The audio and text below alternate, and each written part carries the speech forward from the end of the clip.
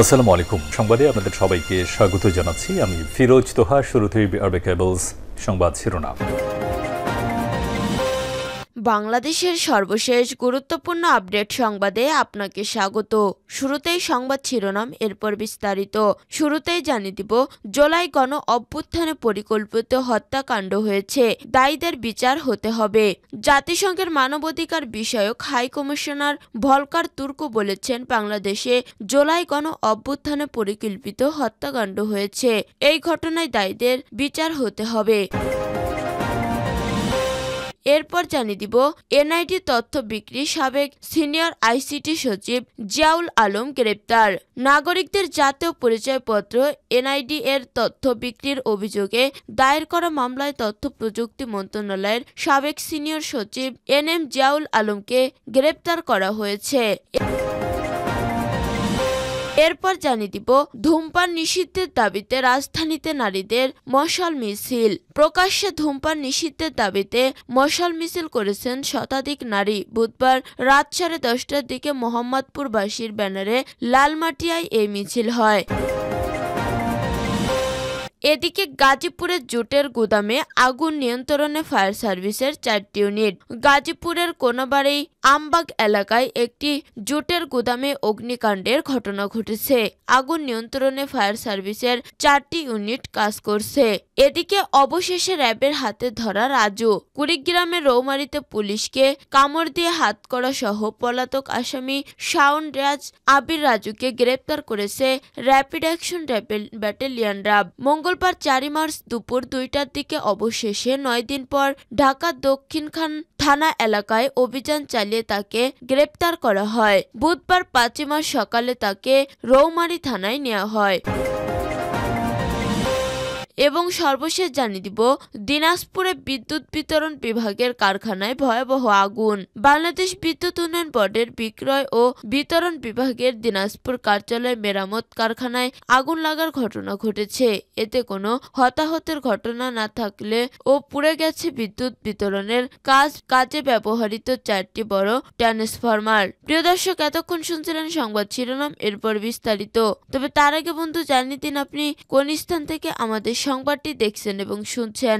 জানিয়ে দিন এই সংবাদ সম্পর্কে আপনার মূল্যবান মতামত। আর আপনি যদি আমাদের চ্যানেলে নতুন হয়ে থাকেন, তাহলে ভিডিওটি দেখতে দেখতে চ্যানেলটি সাবস্ক্রাইব করে রাখুন, যাতে করে আমাদের পরবর্তী সংবাদগুলো সবার আগে আপনার কাছে পৌঁছে যায়। এবারে বিস্তারিত। জুলাই গণ অভ্যুত্থানে পরিকল্পিত হত্যাকাণ্ড হয়েছে, দায়ীদের বিচার করতে হবে।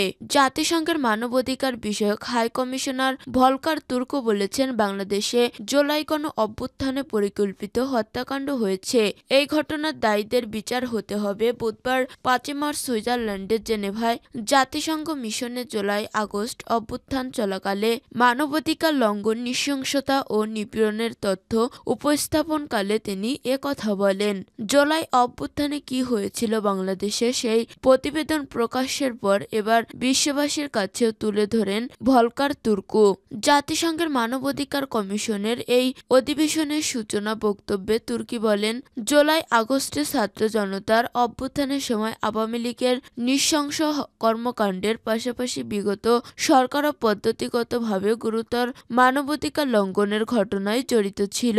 ক্ষমতায় থাকার জন্য হাসিনা সরকার ক্রমাগত নৃশংস পদক্ষেপ নিয়ে বিক্ষোভ দমনের চেষ্টা করে।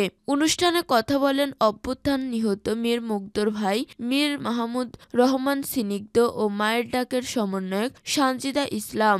অভ্যুত্থানে কতটা নিষ্ঠুর আচরণ করেছিল হাসিনা সরকার, সেসব দিনের অভিজ্ঞতার কথা জানান তারা। বক্তব্যে আইন উপদেষ্টা আসিফ নজরুল বলেন, জুলাই আগস্টে অপরাধীদের বিচার নিশ্চিতে বাংলাদেশের আইন, সংসদ ও আন্তর্জাতিক মানের করা হয়েছে। অধিবেশনের শেষে আবারও কথা বলেন ভলকার তুর্ক। তিনি বলেন, অতীতকে পিছনে ফেলে সামনে এগিয়ে নিয়ে যাওয়ার এখনই বড় সুযোগ বাংলাদেশের। অধিবেশনে একাধিক দেশ ও সংস্থা বাংলাদেশের চলমান প্রক্রিয়াকে সহযোগিতা করতে আগ্রহ প্রকাশ করে।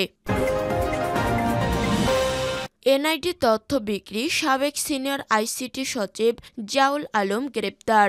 নাগরিকদের জাতীয় পরিচয়পত্র এনআইডি এর তথ্য বিক্রির অভিযোগে দায়ের করা মামলায় তথ্য প্রযুক্তি মন্ত্রণালয়ের সাবেক সিনিয়র সচিব এনএম জিয়াউল আলমকে গ্রেপ্তার করা হয়েছে।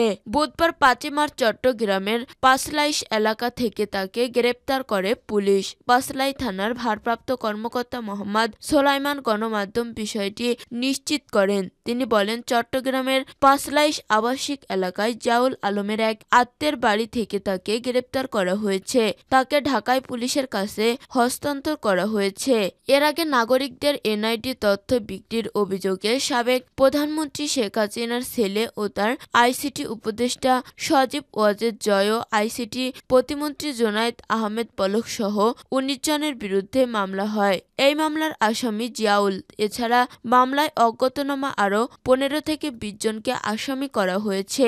তথ্য বিক্রির মাধ্যমে প্রায় 20,000 কোটি টাকা আত্মসাতের অভিযোগ এনে সাইবার নিরাপত্তা আইনে কাফরুল থানায় মামলাটি করেন এনামুল হক। ধূমপান নিষিদ্ধের দাবিতে রাজধানীতে নারীদের মশাল মিছিল। প্রকাশ্যে ধূমপান নিষিদ্ধের দাবিতে মশাল মিছিল করেছেন শতাধিক নারী। বুধবার রাত 10:30টার দিকে মোহাম্মদপুরবাসীর ব্যানারে লালমাটিয়ায় এই মিছিল হয়। মিছিলে নেশাখোরদের আস্তানা এই বাংলায় হবে না, ধূমপান নিষিদ্ধ করতে হবে প্রভৃতি স্লোগান দিতে দেখা যায় তাদের। পরে মিছিলে সংহতি জানিয়ে যোগ দেয় লালমাটিয়ার স্থানীয় বাসিন্দারা। এ সময় স্থানীয়রা বলেন, কয়েকদিন আগে একটি তুচ্ছ ঘটনাকে কেন্দ্র করে দেশে অস্থিতিশীল পরিস্থিতি সৃষ্টি করার চেষ্টা করা হয়েছে। এ ঘটনাকে কেন্দ্র করে ভারতীয় সংবাদ মাধ্যমে মিথ্যা তথ্য প্রচার করা হয়েছে। লালমাটিয়া এলাকাটি মাদকের আখড়ায় পরিণত হয়েছে। এছাড়া বিভিন্ন বয়সের ছেলেমেয়েরা প্রকাশ্যে মাদক গ্রহণ করছে। তাদের কারণে শিশুও বিপদগামী হচ্ছে। এর প্রতিবাদে এই মশাল মিছিল বের করা হয়েছে। মিছিলে অংশ নিয়ে সানিয়া ইয়াসমিন বলেন, ধূমপানের কারণে নানাবিধ ক্ষতি হচ্ছে। প্রকাশ্যে ধূমপান শিশুসহ অধূমপায়ীদের বেশি ক্ষতি হয়। আমরা সরকারের কাছে দাবি জানাই, সারা দেশে ধূমপান ও মাদক নিষিদ্ধ করা হোক। গাজীপুরে জুটের গুদামে আগুন নিয়ন্ত্রণে ফায়ার সার্ভিসের 4টি ইউনিট। গাজীপুরের কোনাবাড়ি আমবাগান এলাকায় একটি জুটের গুদামে অগ্নিকাণ্ডের ঘটনা ঘটেছে। আগুন নিয়ন্ত্রণে ফায়ার সার্ভিসের 4টি ইউনিট কাজ করছে। বুধবার 5 মার্চ পৌনে 10টার দিকে এই অগ্নিকাণ্ডের সূত্রপাত ঘটে বলে জানিয়েছেন গাজীপুর ফায়ার সার্ভিসের উপসহকারী পরিচালক মোহাম্মদ মামুন। তিনি জানান, প্রথম ফায়ার সার্ভিসের 2টি ইউনিট ঘটনাস্থলে পৌঁছে আগুন নিয়ন্ত্রণের কাজ শুরু করে। তবে আগুনের তীব্রতা বাড়তে থাকায় ভোগড়া মডার্ন ফায়ার সার্ভিসের আরও 2টি ইউনিট যোগ দিয়ে আগুন নেভানোর চেষ্টা চালিয়ে যাচ্ছে। এখন পর্যন্ত এই ঘটনায় কোনো হতাহতের খবর পাওয়া যায়নি। অগ্নিকাণ্ডের কারণ ও ক্ষয়ক্ষতির পরিমাণ তদন্তের পর জানা যাবে বেশি বলে জানিয়েছেন ফায়ার সার্ভিসের কর্মকর্তারা। অবশেষে র্যাবের হাতে ধরা রাজু। কুড়িগ্রামের রৌমারীতে পুলিশকে কামড় দিয়ে হাতকড়া সহ পালিয়ে আসামি সাউন্ডরাজ আবির রাজুকে গ্রেপ্তার করেছে র্যাপিড অ্যাকশন ব্যাটালিয়ন র্যাব। মঙ্গলবার 4 মার্চ দুপুর 2টার দিকে অবশেষে 9 দিন পর ঢাকা দক্ষিণখানা থানা এলাকায় অভিযান চালিয়ে তাকে গ্রেপ্তার করা হয়। বুধবার 5 মার্চ সকালে তাকে রৌমারী থানায় নেওয়া হয়। রাজু 30 উপজেলার জাদুর চরস ইউনিয়নের কাশিবাড়ি এলাকায় আলী আজগরের ছেলে। বিষয়টি নিশ্চিত করেছেন রৌমারী থানার ওসি মোহাম্মদ লুৎফুর রহমান।